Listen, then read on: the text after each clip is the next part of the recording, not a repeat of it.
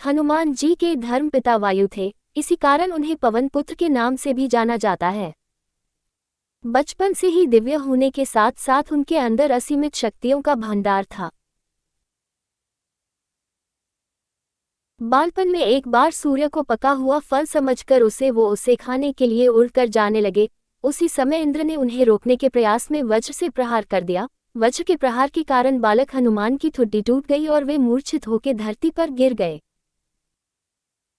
इस घटना से कुपित होकर पवन देव ने संसार भर में वायु के प्रभाव को रोक दिया, जिसके कारण सभी प्राणियों में हाहाकार मच गया। वायुदेव को शांत करने के लिए अंततः इंद्र ने अपने द्वारा किए गए वज्र के प्रभाव को वापस ले लिया। साथ ही साथ अन्य देवताओं ने बालक हनुमान को कई वरदान भी दिए। यद्यपि वज्र के प्रभाव ने हनुमान की ठुड्डी पे कभी ना मिटने वाला चिन्ह छोड़ दिया। तदुपरांत जब हनुमान को सूर्य के महाज्ञानी होने का पता चला तो उन्होंने अपने शरीर को बड़ा करके सूर्य की कक्षा में रख दिया और सूर्य से विनती की कि वो उन्हें अपना शिष्य स्वीकार करें। मगर सूर्य ने उनका अनुरोध ही कहकर अस्वीकार कर दिया कि चूंकि वो अपने कर्म स्वरूप सदैव अपने रथ पे भ्रमण करते रहते हैं, अतः हनुमान प्रभावपूर्ण तरीके से शिक्षा ग्रहण नहीं कर पाएंगे। सूर्य देव की बातों से विचलित हुए बिना हनुमान ने अपने शरीर को और बड़ा करके अपने एक पैर को पूर्वी छोर पे और दूसरे पैर को पश्चिमी छोर पे रखकर पुनः सूर्य देव से विनती की और अंततः हनुमान की सतात्यक दृढ़ता से प्रसन्न होकर सूर्य ने उन्हें अपना शिष्य स्वीकार कर लिया। तदोपरांत हनुमान ने सूर्य देव के साथ निरंतर भ्रमण करके अपनी शिक्षा ग्रहण की।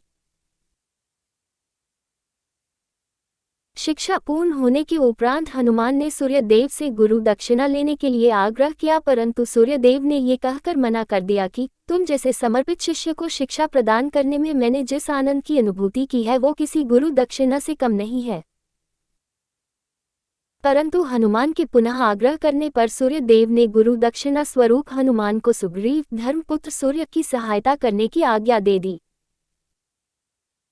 हनुमान के इच्छानुसार सूर्य देव का हनुमान को शिक्षा देना सूर्य देव के अनंत, अनादि, नित्य, अविनाशी और कर्म साक्षी होने का वर्णन करता है। हनुमान जी बालपन में बहुत नटखट थे। वो अपने इस स्वभाव से साधु संतों को सता देते थे। बहुधा वो उनकी पूजा सामग्री और आदि कई वस्तुओं को छीन झपट लेते थे। उनके इस नटखट स्वभाव से रुष्ट होकर साधुओं ने उन्हें अपनी शक्तियों को भूल जाने का एक लघु शाप दे दिया।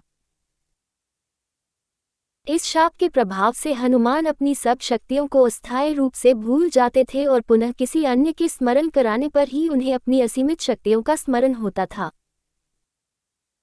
ऐसा माना जाता है कि अगर हनुमान शाप रहित होते तो रामायण में राम रावण युद्ध का स्वरूप पृथक भिन्न न्यारा ही होता। कदाचित वो स्वयं ही रावण सहित संपूर्ण लंका को समाप्त कर देते।